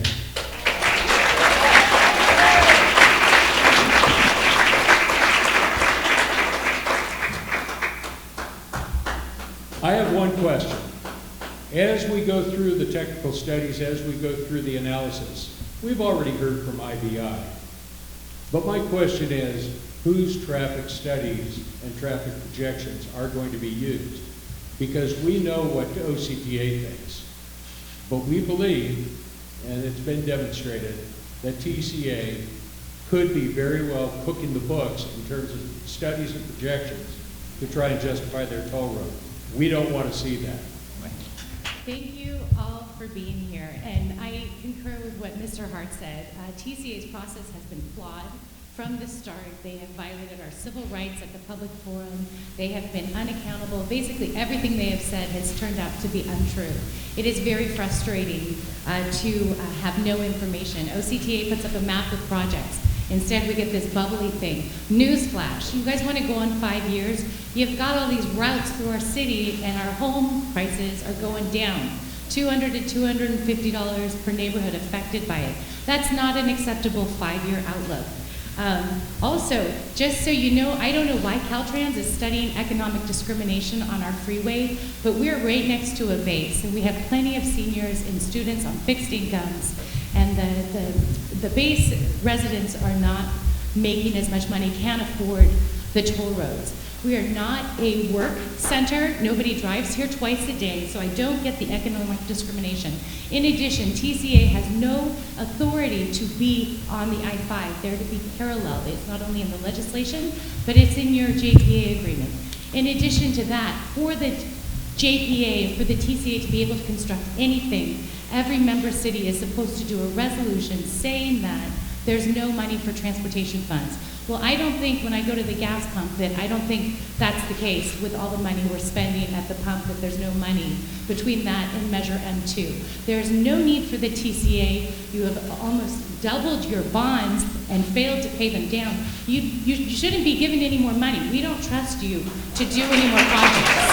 We as taxpayers deserve to have some accountability. And I'm sorry, but it's too much. And your robust process, I could go on about that for half an hour, but I won't since there's so much to cover. You know, when Kathy Ward was on the board of the TCA, she made a resolution. Let's just stop this process now. 2 county supervisors and another city that's affected, San Juan Capistrano, voted. Let's shut down this TCA process now. But sadly, we've got all these other representatives on the TCA council that are mid-Orange County, North Orange County. They have traffic in their areas. They don't know that we don't have the traffic that they have in Mission Viejo. It's not right what's going on with that. So I think, you know, it's just really important to realize that Caltrans coming into this, it concerns me as a taxpayer. I know that you guys, you know, you're like buddying up with the TCA. I wouldn't partner with the TCA. It's time to cut the head off the snake.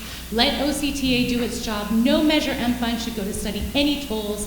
That's not what the voters approved, and we're tired of these bait and switches, and we want some accountability. The TCA's supposed to pay it off with 73 3 years ago. Enough. No more refinances.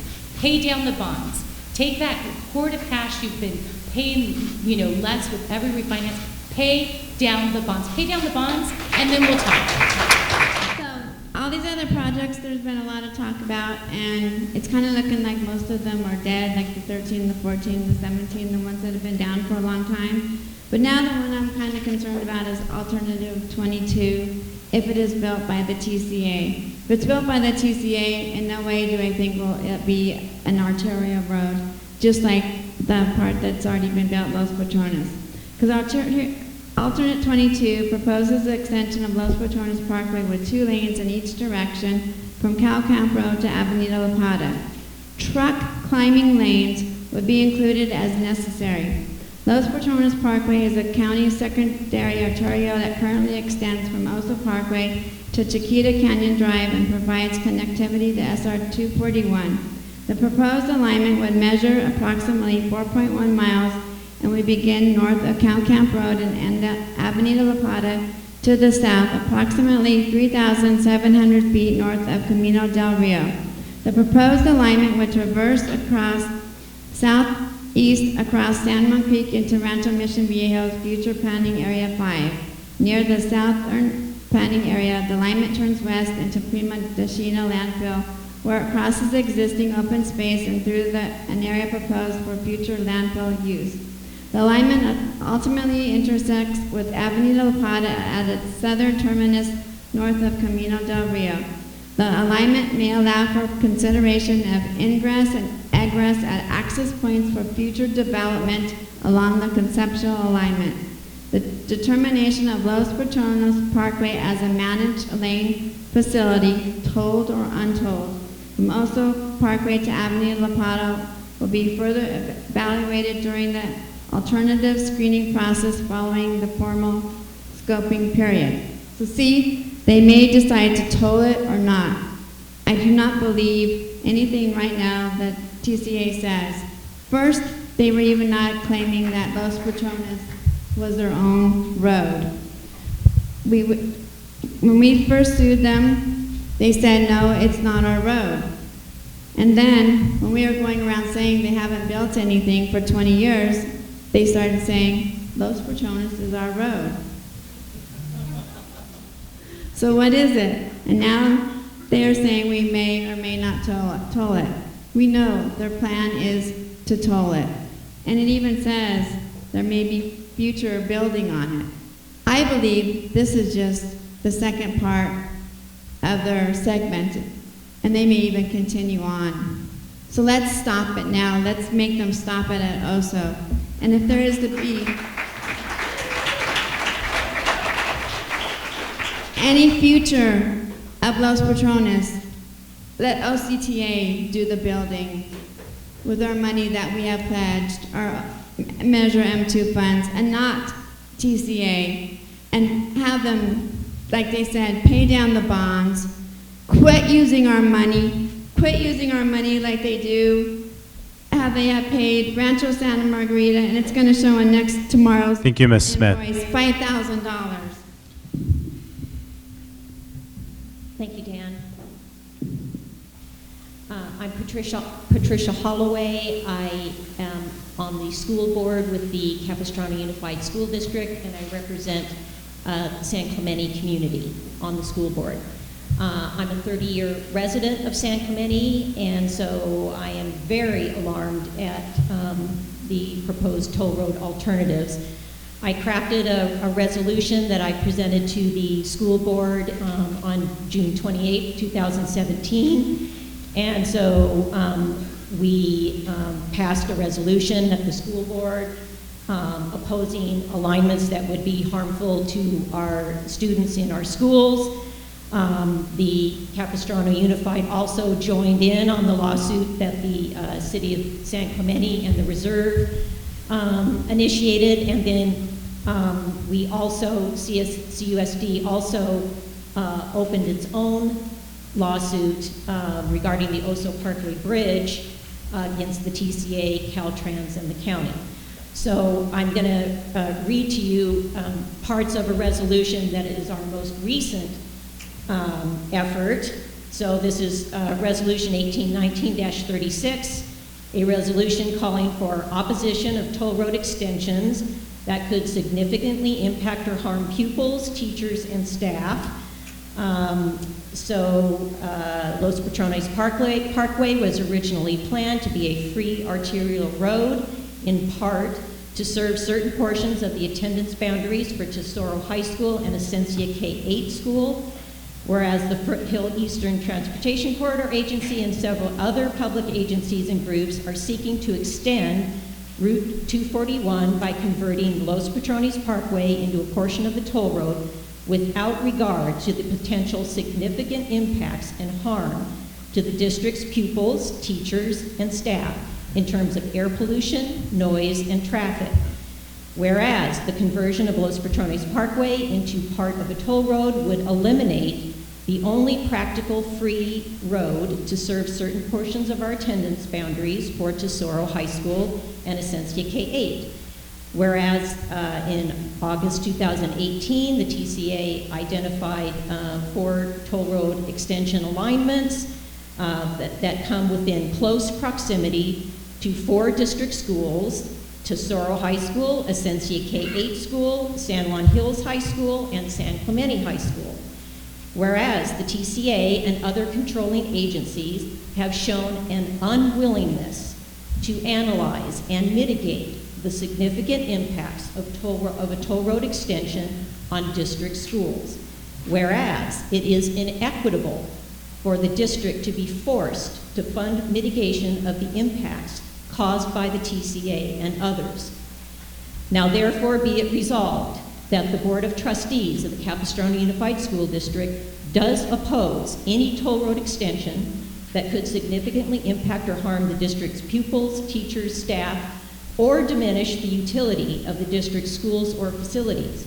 To this end, district staff is directed to 1, oppose alternatives 13, 14, 17, 21, and any other alternatives included in the EIR, EIS that could significantly impact or harm district pupils, teachers, or staff by bringing the toll road extension in close proximity to district schools. And 2, seek adequate analysis of impacts to the district's teachers, pupils, etc., and facilities, and mitigation of any impact to be found significant.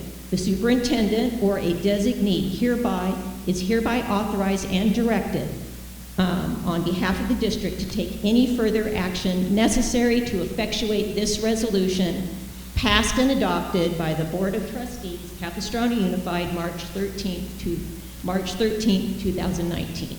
Hi, my name is Marie Kirk. I'm a resident of San Clemente for 27 years. I purchased a home about 17 years ago in Talega.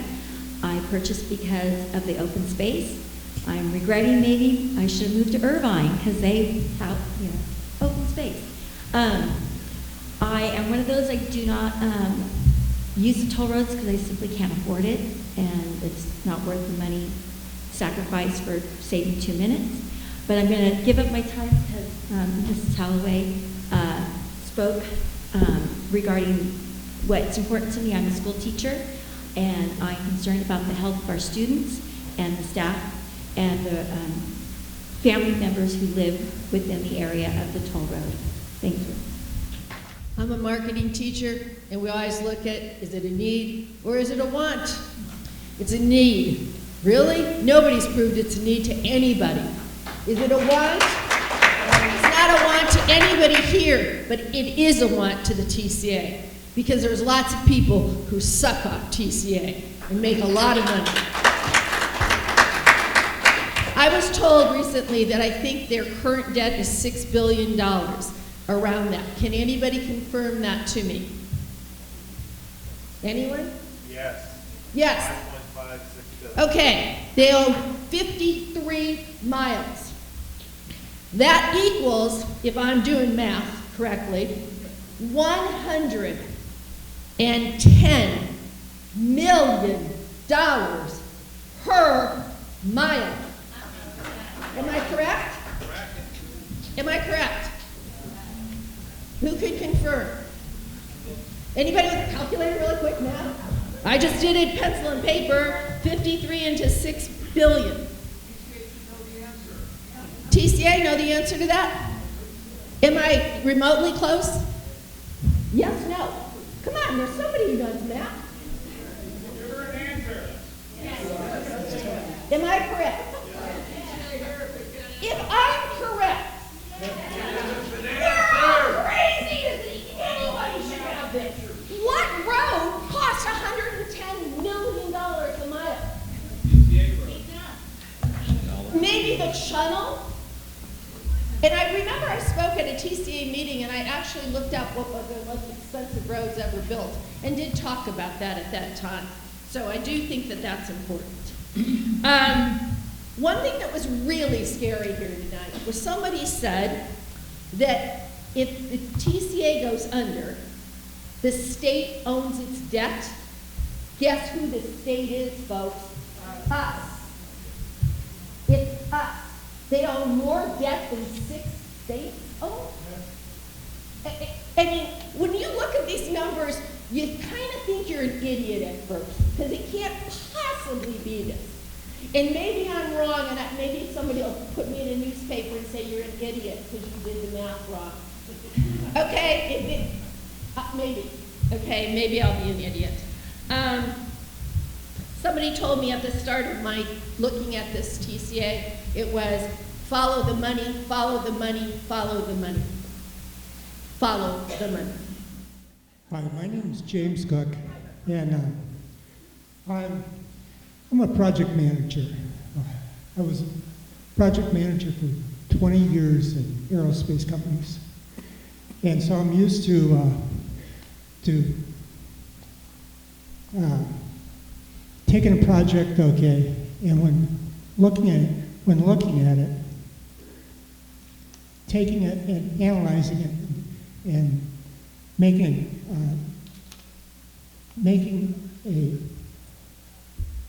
a plan, okay, for that project.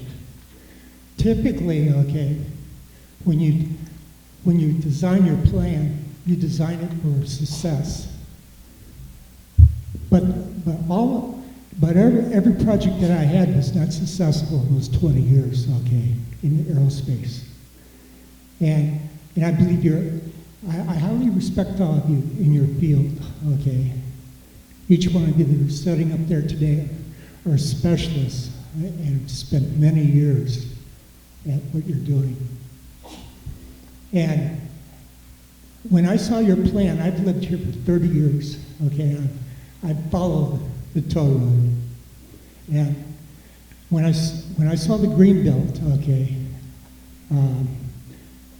I thought, well, they picked the right option, okay, everything they could have done. And it didn't go through, okay, it didn't succeed. But it's no fault of your own. You've done the best you could, okay. I know I've been in that position before. But, you know, and I'm sure each one of you had success with a lot of projects in your careers, just as many of us in this room have. And I want to congratulate you, okay, on this project, even though it didn't go through.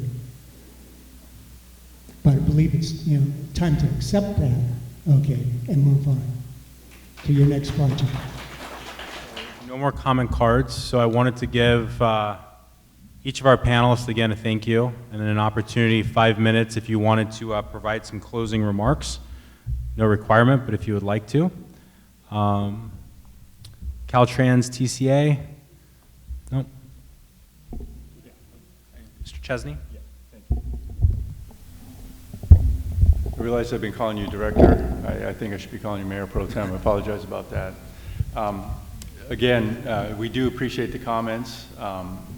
They are emotional and they are from residents here in San Clemente. We do understand that, but thank you for the comments. We will take these. Also, I urge you, please go on to our website. It is a Caltrans website. It's not a TCA website. And it has a place to put official comments for the environmental process. And again, I want you all to do that. Please give us your feedback on this. And we do have information in the back. The website was up here. I believe the PowerPoint that we presented, as Mayor Pro Tem Bain said, will be available as well. So appreciate it. Thanks. Thank you, Mr. Chesney. I want to thank everyone for coming out. It is difficult to sit up here and hear all this, but it's also helpful. I do want to reiterate to definitely fill out the forms for our process and submit them, and we will give it the best shot we can. I've worked 20 years at OCTA, and I only left because Lance Larson was my boss, and it was difficult.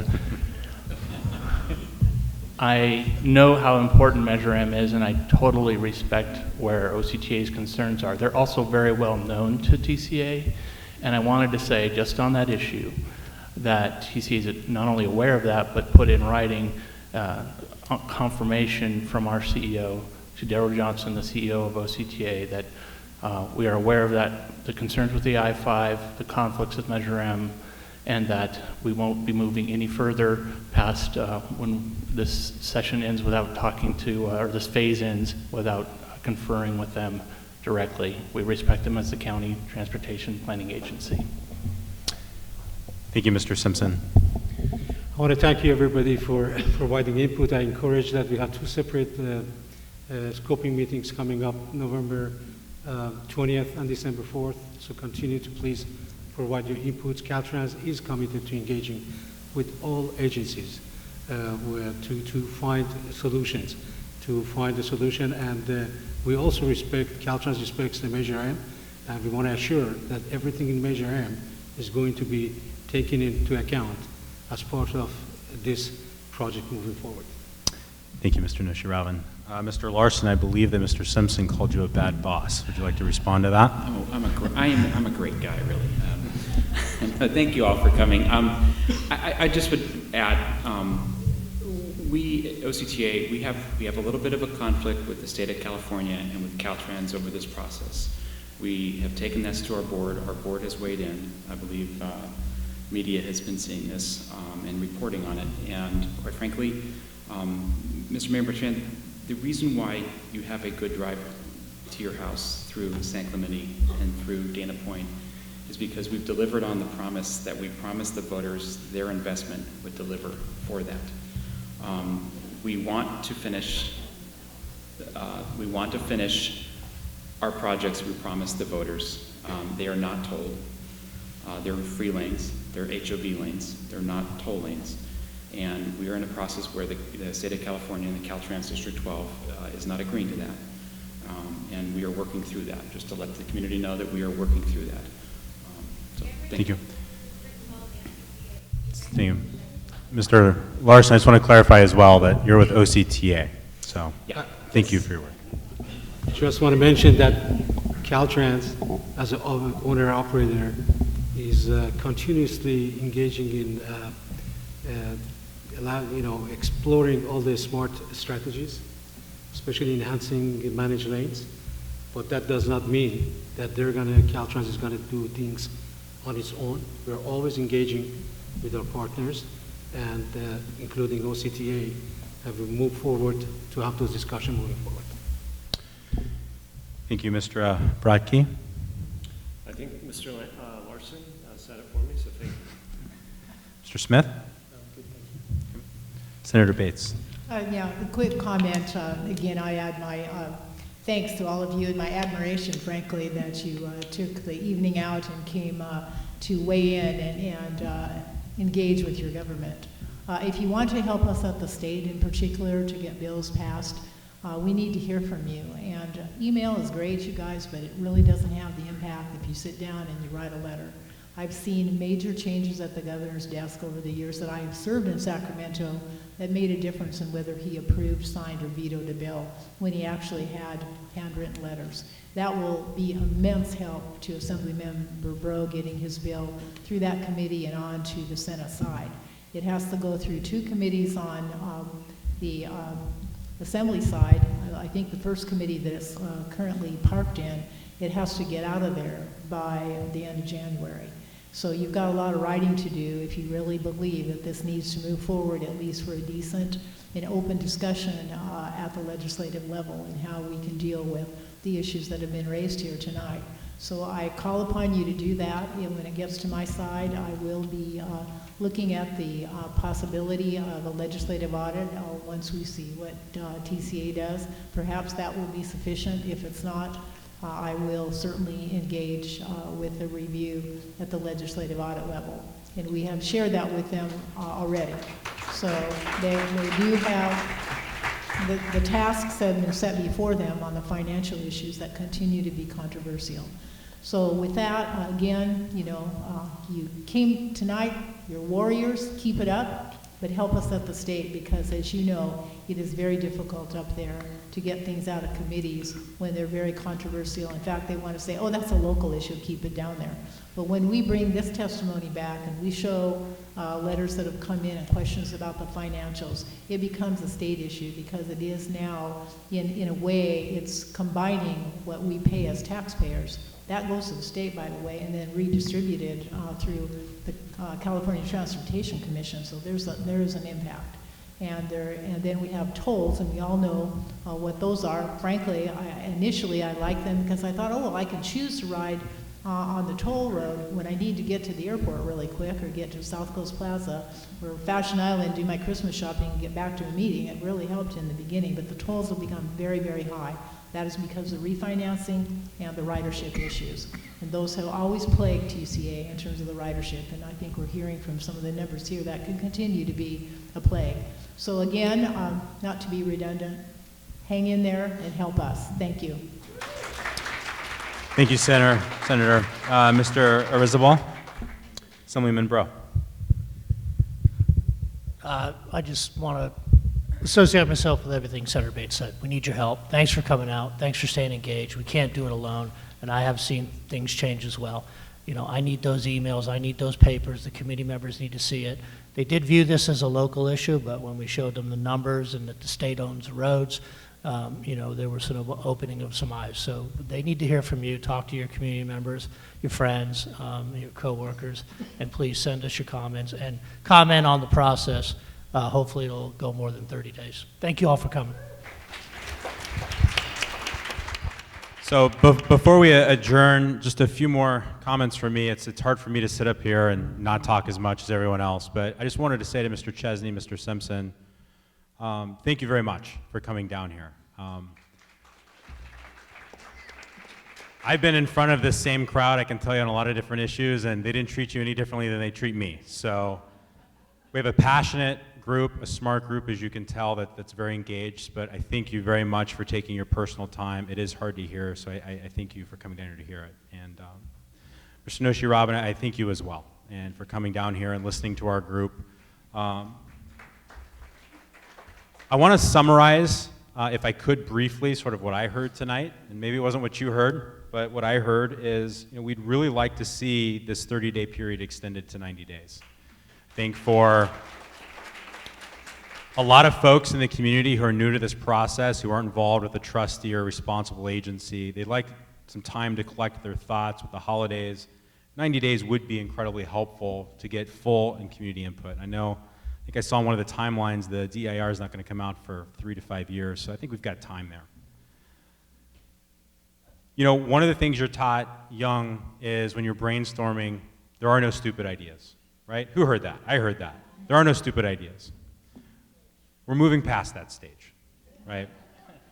We're not brainstorming anymore. We've digested the ideas that are out there, and so one thing I would challenge the agency is, I know 2 ideas, Alternative 22 and 23, were added very recently. At least I saw them added since the PSR.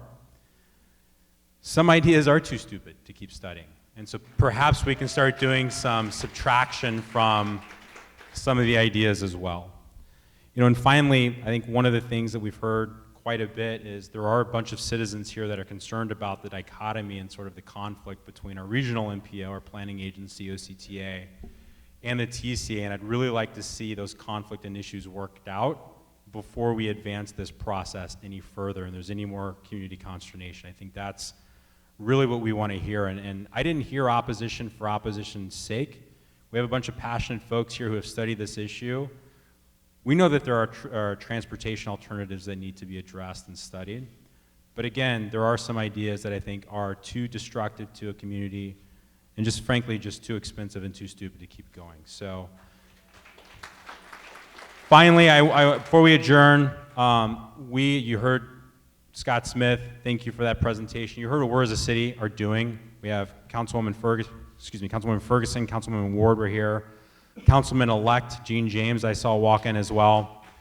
We are resolute, and I'm sure that Councilman Ham is probably working tonight, so I'll include him in this.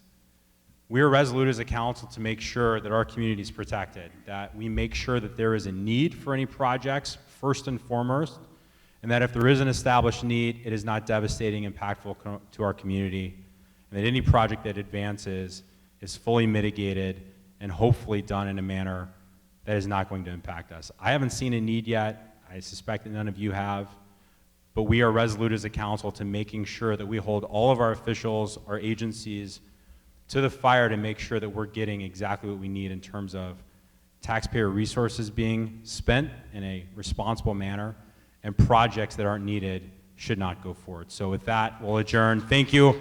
I heard folks say that they would answer questions, so if they're willing to stay, then we're adjourning a little early. Thank you all very much for coming out.